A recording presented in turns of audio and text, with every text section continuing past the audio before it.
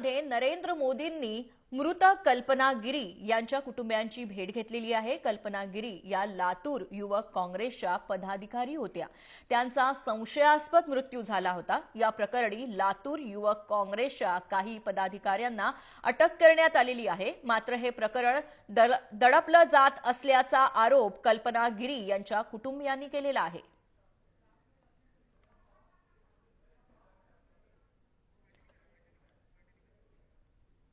यापूर्वी लातूरमध्ये प्रचारार्थ घेण्यात आलेल्या जाहीर सभेमध्ये नरेंद्र मोदींनी कल्पना गिरी हत्येप्रकरणी काँग्रेसवर जोरदार टीका केली। नेमकं काय बोलले ते पाहूया। जो पुरानी पीढ़ी के लोग होंगे उनको मालूम होगा यूथ कांग्रेस के एक बड़े नेता ने तंदूर में अपनी पत्नी को जला करके जला दिया था, मार करके जला दिया था। और तंदूर से लेकर के लातूर तक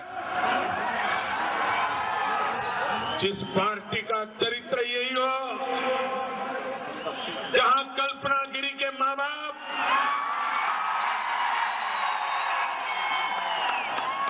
न्याय के लिए दर दर ठोकरें खा रहे हो और इस निर्दोष बेटी के मां बाप को दबाव डालने के लिए, उनका मुंह बंद करने के लिए भांति भांति के षड्यंत्र होते हो। मैडम सोनिया जी जवाब दीजिए, इस देश में कितनी कल्पनाओं का जीवन इस प्रकार से तबाह होने वाला है। लातूरमध्ये जाऊन नरेंद्र मोदी यांनी कल्पना गिरीच्या आईवडिलांची भेट घेतलेली आहे आणि याच विषयावर आपले प्रतिनिधी अमेय पाठक आपल्याशी बोलायला फोन लाईनवरनं आहेत लातूरमधनं। अमेय, नक्की काय बातचीत झाली मोदी आणि कल्पना गिरी यांच्या कुटुंबियांची?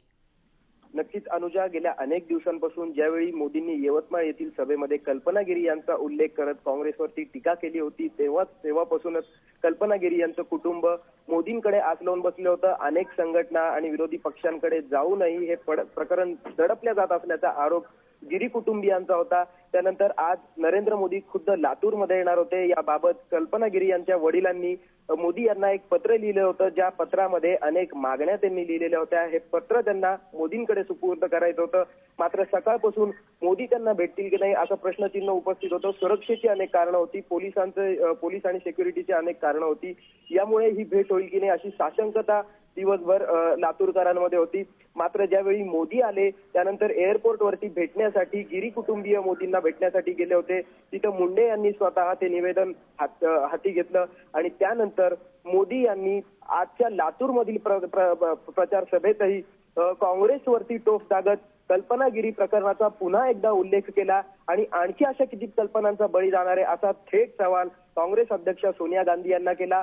यानंतर लातूरकरांमध्येही एक सभेला जमलेल्या जनसागरामध्ये एक लाट उसळलेली त्यांना बघायला मिळाली। यानंतर लगेचच त्यांनी गिरी कुटुंबियांना स्टेजवरती बोलावत त्यांनी जे कल्पना गिरी यांच्या वडिलांनी लिहिलेलं जे पत्र होतं ते हस्तगत केलं आणि त्यांनी केलेल्या मागण्यांना आपण नक्कीच जास्तीत जास्त प्रमाणात पूर्ण करण्याचा प्रयत्न करू असं आश्वासनही खुद्द नरेंद्र मोदी यांनी गिरी कुटुंबियांना दिलेलं आहे। एकूणच जर आपण बघितलं तर आता जो कल्पना गिरी प्रकरणाचा जो मुद्दा होता हा मोदी यांनी घेतलेला आहे आणि कुठेतरी हे जे प्रकरण जे दडपलं जात होतं असा जो गिरी कुटुंबियांचा आरोप होता, आक्षेप होता, आता हे प्रकरण राष्ट्रीय स्तरावरती गेलंय असं म्हणायला हरकत नाही।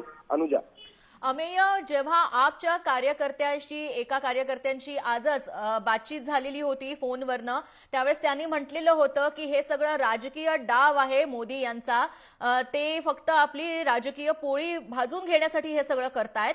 तर लातूरमध्ये सध्या जेव्हा मोदी आलेले आहेत, कल्पना गिरीच्या आईवडिलांना भेटलेले आहेत, तेव्हा काँग्रेस, आप किंवा इतर राजकीय पक्षांच्या कार्यकर्त्यांचा किंवा तिथल्या पक्षाच्या इतर नेत्यांची काय प्रतिक्रिया उमटलेली आहे या सगळ्या गोष्टींवर?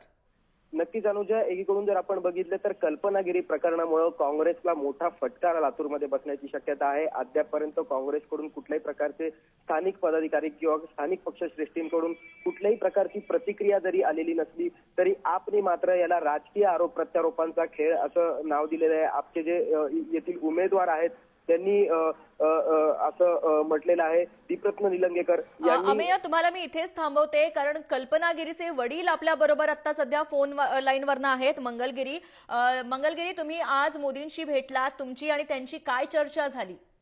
हा, म्हणजे काय आहे, माझ्या मुलीचा युथ काँग्रेसच्या काही कार्यकर्त्यांनी अमित विलासराव देशमुख यांच्या वाढदिवसाला काही कार्यक्रमाचं आयोजन केलंय म्हणून त्यांनी माझ्या मुलीला बोलून घेतलं आणि 5-6 जणांनी तिच्यावर रेप केला आणि तिचा मर्डर केला, तिच्या तोंडावर ऍसिड टाकला आणि तुळजापूरच्या तळ्यामध्ये फेकून दिलं. ही मी त्यांना सांगितलं.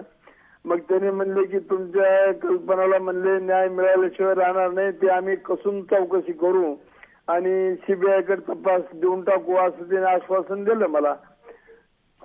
जय महाराष्ट्रने ही बातमी लावून धरल्यानंतर तुम्हाला आता मोदी भेटलेले आहेत.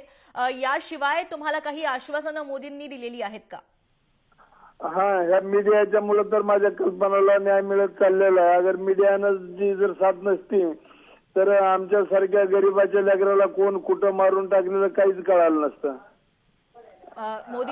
मोदींशी आज चर्चा झाली त्यावेळेस त्यांनी तुम्हाला या विषयावर अजून काही आश्वासनं दिलेली आहेत का? याचा तपास घेण्याचा किंवा पाठपुरावा करण्याचं त्यांनी काही आश्वासन दिलेलं आहे का? त्याने आम्हाला हे सांगितलं की कसून ह्याचा तपास केला जाईल आणि आरोपी मोकळे सुटणार नाहीत, त्यांना जी पाहिजे ती सजा त्यांना योग्य ती मिळेल असं त्यांनी मला समक्ष आमनासामने बोलले. ते धन्यवाद तुम्ही केलेल्या या बातचीतीबद्दल. तुमचेही धन्यवाद मंगलगिरी आणि अमेय पाठक, तुमचेही धन्यवाद. आता आपण जय महाराष्ट्रवरती एक्सक्लुझिव्ह दृश्य पाहतोय. लातूरवरनं मंगलगिरी आता भेटलेली आहेत मोदींना नुकतेच, त्याची ही सगळी दृश्य आहेत.